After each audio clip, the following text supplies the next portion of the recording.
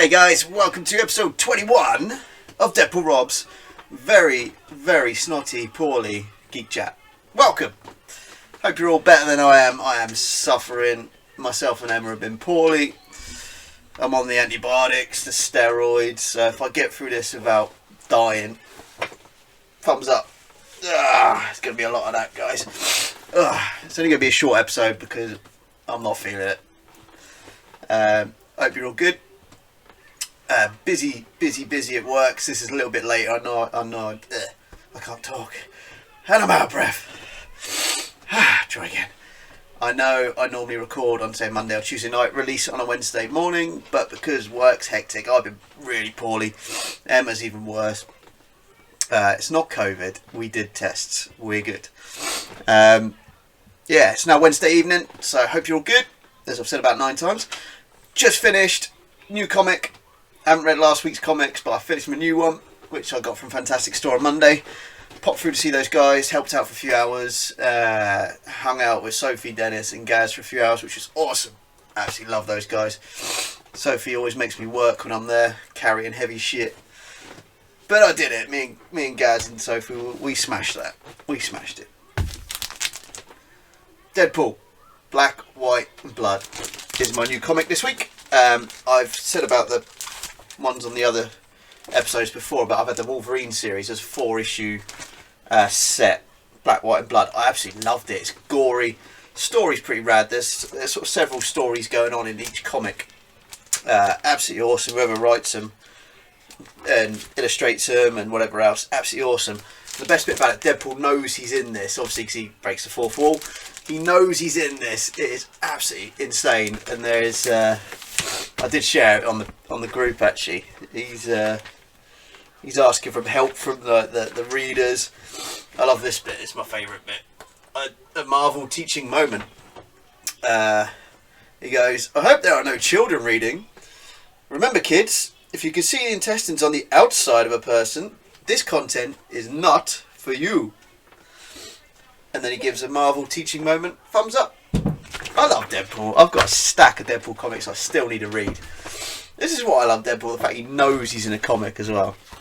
Absolutely brilliant. Yeah, some of they're very gory. Lots of killing, lots of randomness. He goes sees a character in his own country, and there's a big bear, and yeah, it's crazy. I actually really enjoyed it, and I'm hoping I'm not sure when the next issue's out. So there we go. Next month. So a couple of weeks to wait. Yeah. Not much else to talk about other than, well, actually, there's quite a few bits to talk about. I'm not going to do movie trailers. I'm not going to do games, comics, or anything else. Because I want to wrap this up ASAP because I feel like poo. Watched the Suicide Squad. James Gunn directed, written it, whatever he done. A little bit disappointed that all these big names that were in it, Nathan Fillion being one, it didn't last very long. I mean, spoiler alert, if you haven't seen Suicide Squad, turn off in 5, 4, 3, 2, 1. Spoiler time. Yeah, Nathan Fillion's in it for a bit. He was like, his arms come off and just did nothing. I was expecting to kick some ass or something, and he literally just slapped a few baddies. Obviously, the main characters were John Cena's Peacemaker. I can't pronounce it.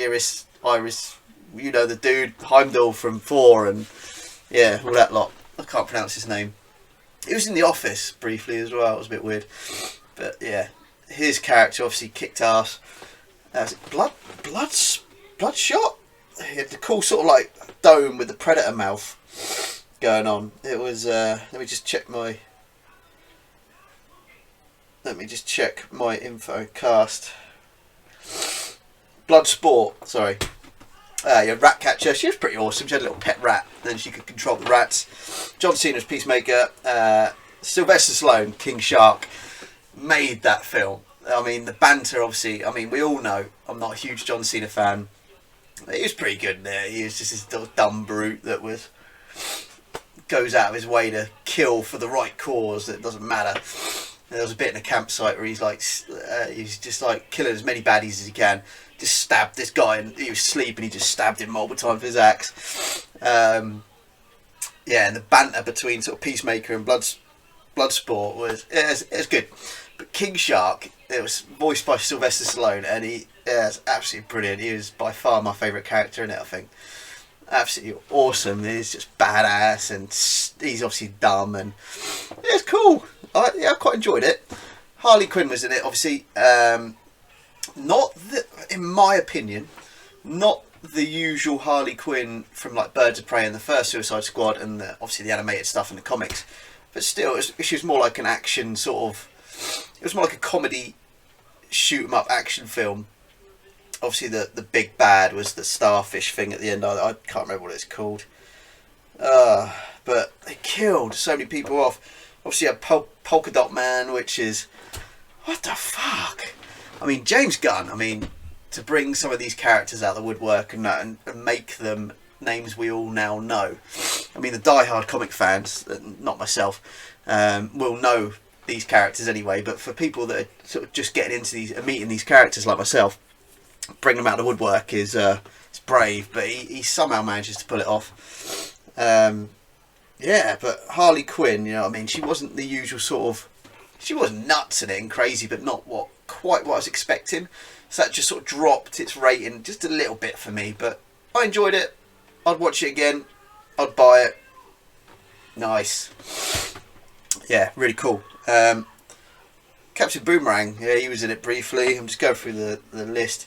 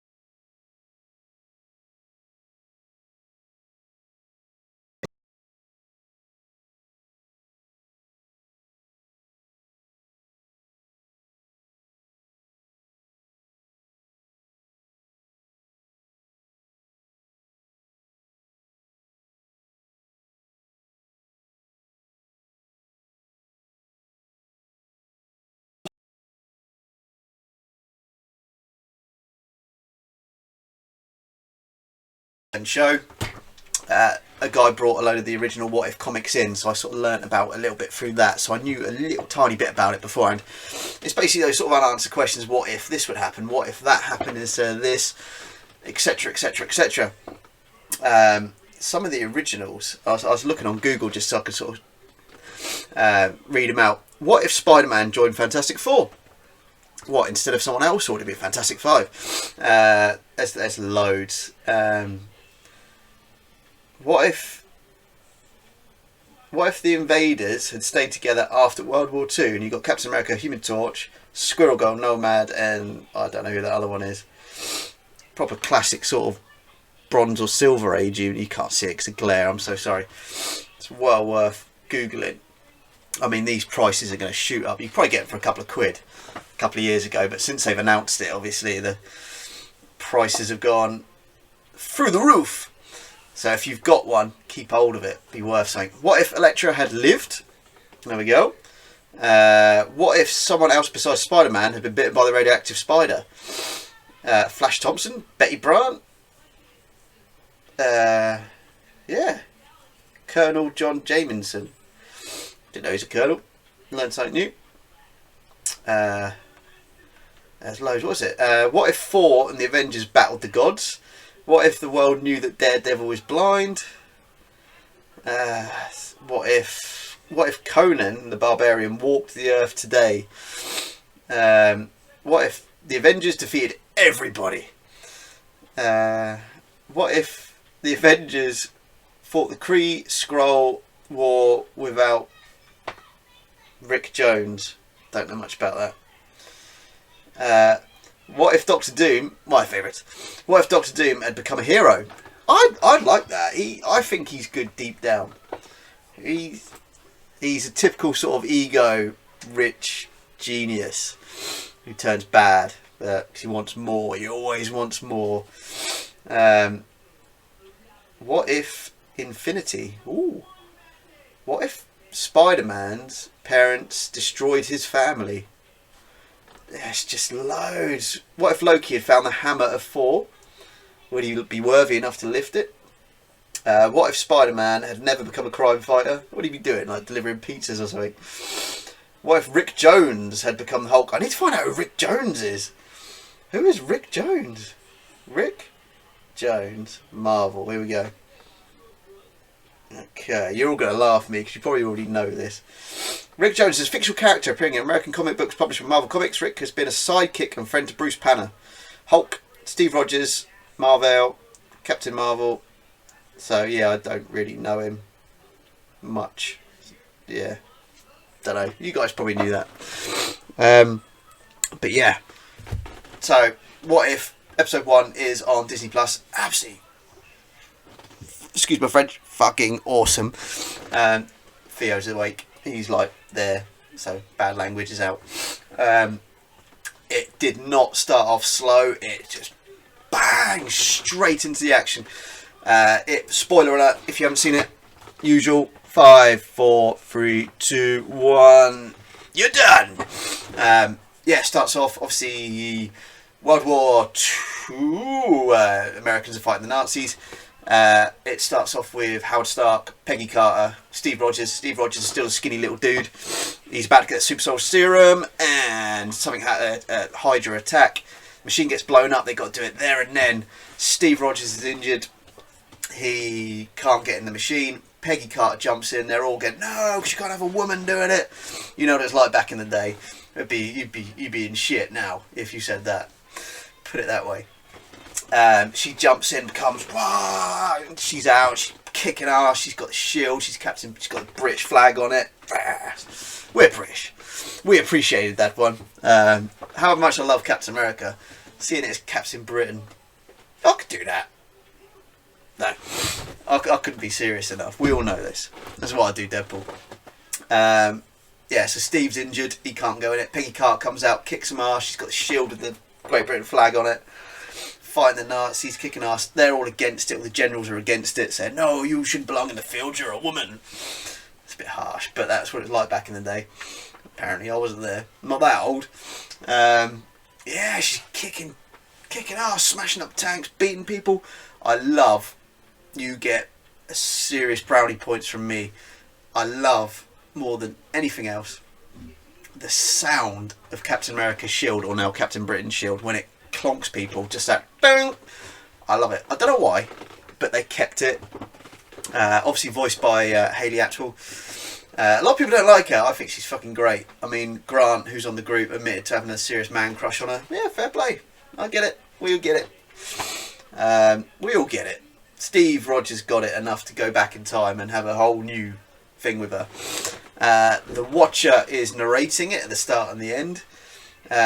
Explaining who he is and what he does, and the multiverse and the timelines and the possibilities of what if Steve didn't jump in the machine, now Peggy Carter has. What if this didn't happen? What if that happened instead of this? It's opened up a world of what if. There you go, it's got the title. That's how I got the title. I love it. Later on in the show, he's a skinny little dude, can't do a lot. Howard Stark makes him he's got a Tesseract because Peggy gets a Tesseract. It's the parallel opposite of Captain America, the First Avenger. Absolutely brilliant. You can see my excitement. And yeah, Howard Stark's got the Tesseract and he used it to power an early Iron Man's suit. I think they called it memory's gone already. I'll get back to you. It's gone. Something Stomper. Whatever. You've lost me now. My train of thought's gone. Medication's kicked in. I feel like shit. Anyway. he's in the suit, kicking ass, smashing tanks, so he can be useful. And there's a very good quote in there. It's not about the suit, it's the man or the person inside. Yeah, bit of a touching moment there. Bucky's in it, and the guys that are with their unit. We think they're doing an attack. We think Steve Rogers has fallen down a cliff, dead. But then he obviously comes back, takes on Red Skull, Hydra. Peggy Carter saves the day. She's smashing this giant octopus thing that Red Skull's brought in through the using the Tesseract from other universes or whatever. Peggy Carter smashes it through the portal that Red Skull's opened. Disappears. It shuts. You think, oh, they all get out alive. All a bit sad. Next shot. Samuel L. Jackson's Nick Fury. What's his name? That does Hawkeye. Can't think of his name. I'm not with it. I'm normally really good with names and stuff like that for characters. Not real life, but characters' names. Hawkeye, whoever the guy that plays Hawkeye. They're there. Obviously, the start of the first Avengers film where they're blasting the Tesseract through the thing. Peggy Carter comes out, realises it's 70 years down the line. The war's won. Then she sort of realisation hits that probably Steve's gone or very old. And she's in a new future. And then it ends with the Watcher talking us out in that smooth voice they've given the Watcher. I absolutely 100% enjoyed it. 10 out of 10.